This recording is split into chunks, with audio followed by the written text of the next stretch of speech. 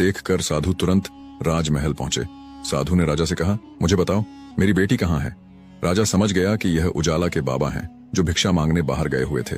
राजा ने साधु को पूरा वाकया सुनाया।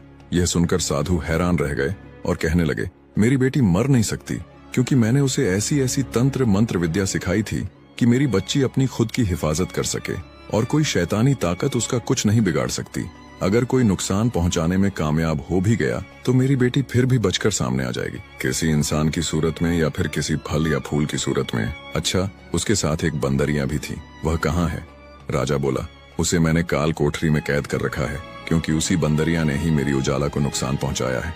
बाबा ने कहा, वह बंदरिया ऐसा नहीं कर सकती, तुम मुझे उस बंदरिया के पास लेकर चलो। अब राजा और साधु काल कोठरी की ओर बढ़ चले। बंदरिया को जैसे ही आजादी मिली, उसने राजा के कपड़े पकड़कर खींचने लगी। राजा को गुस्सा आया, लेकिन बाबा ने कहा, यह बेजुबान तुझे कुछ बताना चाह रही है।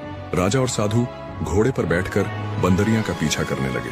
थोड़ी देर बाद वह बंदरिया एक किसान के दरवाजे पर जाकर रुक गई। किसान के दरवाजे के पास एक कुआं था, जहां एक लड़की पानी भर रही थी। राजा ने ध्यान से देखा तो उसे वह लड़की उजाला जैसी लगी। जैसे ही राजा उस लड़की की ओर बढ़ा, वह लड़की तुरंत घर के अंदर चली गई। राजा के पास खड़ी बंदरिया किसान का दरवाजा पटकने लगी। इतने में किसान की पत्नी ने दरवाजा खोला। राजा ने तुरंत कहा, अभी अभी जो लड़की अंदर गई है वह मेरी पत्नी है। किसान की पत्नी बोली, महाराज आप क्या कह रहे हैं, वह हमारी बेटी है, हम गरीब लोग हैं, वह आपकी पत्नी कैसे हो सकती है। राजा मायूसी में वापस लौटने लगा, लेकिन बंदरिया फौरन किसान के घर में घुस गई। अंदर जाकर उसने देखा कि उजाला एक कमरे में बैठी हुई थी।